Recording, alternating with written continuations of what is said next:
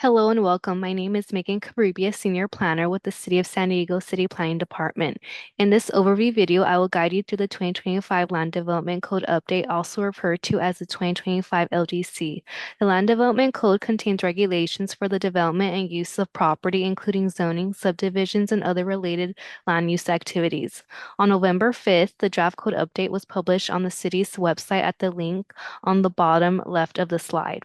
This presentation highlights the key proposed code amendments, summarizes the intent behind the proposed amendments, and outlines next steps for the 2025 LDC update. I will cover 5 main topics in this video, beginning with what the LDC is, then I will review the key citywide amendments, followed by downtown-specific amendments, then outline the project schedule, and concluding with the comment portal for the 2025 LDC update. What is the Land Development Code? Chapters 11 through 15 of the City of San Diego Municipal Code are known collectively as the Land Development Code. These chapters cover the development regulations and zoning for the City of San Diego. The City Planning Department monitors and periodically updates these sections of the code. The annual the annual code update includes recommendations provided by members of the public and city staff. On November 5th, the City Planning Department released discussion draft lists of proposed amendments and associate draft code language for public review on the 2025 LDC project webpage. The update includes 107 citywide amendments and 32 downtown-specific amendments for a total of 139 proposed amendments. Given the number of code amendments and sections involved, this presentation will focus on the most significant amendments. For clarity, each amendment will be referenced by item number, consistent with how they appear on the citywide and downtown discussion lists. The proposed amendments are grouped into 5 categories: amendments that align policy with the city's climate equity or housing goals, clarifications, compliance with state law, corrections, and regulatory reforms. Next, I will highlight several significant citywide and downtown specific items that we believe will be of most interest to the public. First, I will review the changes proposed to align policy with climate equity or housing goals. Item 2 implements Assembly Bill 812, allowing local agencies to reserve up to 10% of affordable homes located within 1/2 mile of a state or city designated cultural district for qualifying artists that meet both the definition of an artist in state law and the lower or moderate household income requirements for affordable homes. Allocation of these units is optional for developers, and if the affordable homes are not rented by an eligible artist within 6 months, then the home may be rented to an eligible household that does not have an artist status. Item 3 includes the floor area ratio bonus in commercial-based zones to encourage more mixed income development by allowing an additional 0.5 floor area ratio bonus for residential mixed-use developments that provide all required deed-restricted affordable homes on site. This amendment only applies in commercial-based zones that are located in mobility zones 2 or 3 within high or highest resource areas. Item 5 amends the inclusionary and affordable housing regulations to allow off-site affordable housing to be built in sustainable development areas and high and highest resource areas with greater than 5% deed-restricted affordable housing. Currently, the code limits the off-site option to areas with less than 5% deed-restricted housing, which affects areas as Black Mountain Ranch, Pacific Highlands Ranch, and the Torrey Pines community planning areas, which have a 20% inclusionary requirement. Item 6, currently, the Complete Communities Housing Solutions only permits rental homes. This amendment allows the development of for-sale homes within Complete Communities Housing Solutions, thus providing additional home ownership opportunities across various income levels. Item 7, the Complete Communities Housing Solutions currently allows a development impact fee waiver for homes under 500 square feet. This waiver is proposed to be eliminated, which encourages development of larger family-suitable homes and will support the city's ability to collect funds for infrastructure improvement. Item 9, in order to be consistent with the Mid-Cities Communities Plan, which calls for medium-high to high-density residential development and commercial uses along transit corridors, the Central Urbanized Plan District needs to be updated. The amendment would prohibit new moving and storage facilities in specific central urbanized commercial zones that include the CU2-3 through the CU2-5 zones. These areas are intended to provide pedestrian-friendly, walkable, mixed-use, and commercial development and prohibiting moving and storage in corridors like El Cajon Boulevard that is consistent with the vision of the community plan. Now we move on to our next category, which are clarification items within the code update. Item 17 clarifies that the California Fire Code may require fire separation distance for fire safety and emergency access that is greater than the setback in all base zones. Including this language in the code is meant to inform development applicants that space in addition to the required setback may be required. Item 18, in the employment mixed use, also known as the EMX zone, at least 50% of a project's floor area is required to be a non-residential use, and the remainder area may be used for either non-residential or residential uses. Live-work quarters are considered non-residential uses even though they provide a residential component. To provide additional flexibility, this amendment clarifies that up to 50% of the live-work quarters floor area can be counted toward the minimum non-residential requirement of the EMX zone. Item 25 aligns the Affordable Housing, Complete Communities Housing Solutions, and Dwelling Unit Protection Regulations with Government Code Section 66300.5 by clarifying that equivalent size means that the replacement dwelling units must include at least the same total number of bedrooms as the units being replaced. Now we focus on the code amendments that bring the municipal code into compliance with state law. Item 35, Assembly Bill 2904 increases the Planning Commission public noticing requirement for proposed zoning ordinance or zoning map changes from 10 to 20 days. This amendment intends to provide additional notification when a local agency considers changes to regulations that affect property rights. Item 40 allows for ministerial approval of a subdivision of up to 10 dwelling units on lots zoned for multiple dwellings that are 5 acres or less to be compliant with Senate Bill 684. This Senate bill establishes a streamlined approval process for such subdivision, exempting them from the California Environmental Quality Act and other requirements. However, the application of this amendment would be excluded in high or very high fire hazard severity zones, wetlands, development with existing deed restricted affordable homes, and rental homes. Item 41, Senate Bill 1123 expands on Senate Bill 684 to allow for streamlined subdivisions in single dwelling unit zones. The same site eligibility restrictions for Senate Bill 684 in multifamily zones apply to single dwelling unit zones. However, this bill includes additional location criteria, which includes the site must be no more than 1.5 acres, it must be vacant and located adjacent to existing development. In addition, Senate Bill 1123 allows for the creation of a remainder lot and requires lots to be sold with a dwelling unit unless they are reserved for open space, common area, or a remainder parcel. Item 45, state law was amended by Assembly Bill 2244 to provide lower minimum parking requirements and allow shared parking when development combines a place of religious assembly and homes. The place of religious assembly is eligible for a 50% reduction in minimum parking, and the residential component is required to provide one space per unit. To be eligible, the housing component must qualify for a state density bonus and provide affordable dwelling units.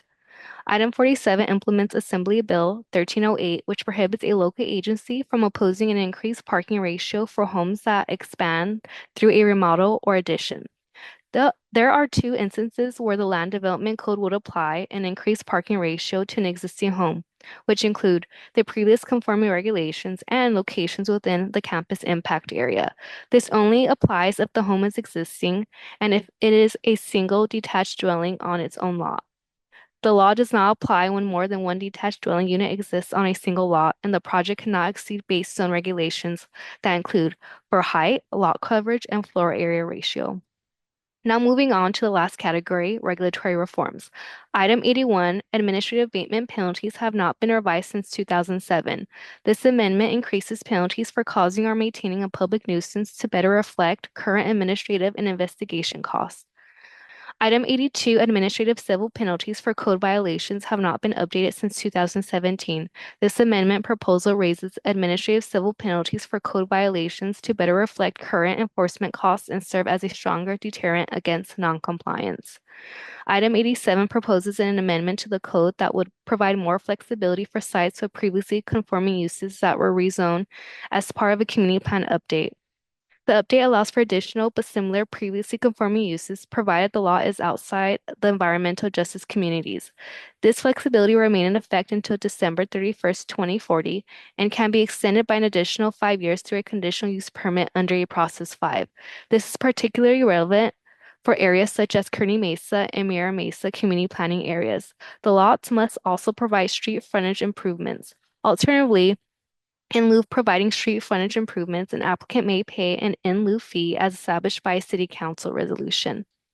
Item 91, this item amends the building transitions between higher intensity zones that abut lower density residential zones or open space zones, reducing potential bulk and scale impacts. It requires new development to meet an angle transition plane measured from any shared property line shared with lower density residential zones or open space zones. In addition, developments adjacent to freeways must provide a landscape buffer and orient outdoor areas away from the freeway.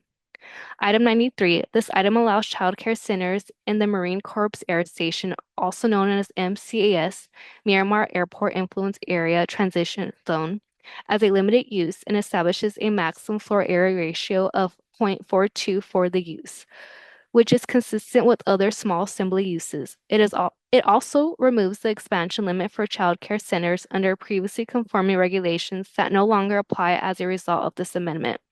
Because the MCAS Miramar Airport Land Use Compatibility Plan prohibits childcare centers in the transition zone, adopting this item would require a city council override of the Airport Land Use Commission as provided for under state law. Item 94, wireless communication facilities regulations streamlines the review process by reducing the approval process level for specific applications, allowing timely approval and avoid requiring planning commission approval, while maintaining a discretionary process with appeal rights for the public and applicants. Item 95, this item aligns development impact fees, also known as DIF, for accessory dwelling units with state law, which exempts only ADUs under 700 square feet. This amendment also removes outdated language about scaling fees, since the citywide DIF structure already adjusts fees based on ADU size. Additionally, if there are more than two ADUs on a lot, the first two will continue to be exempt, with the applying to the two smallest ADUs.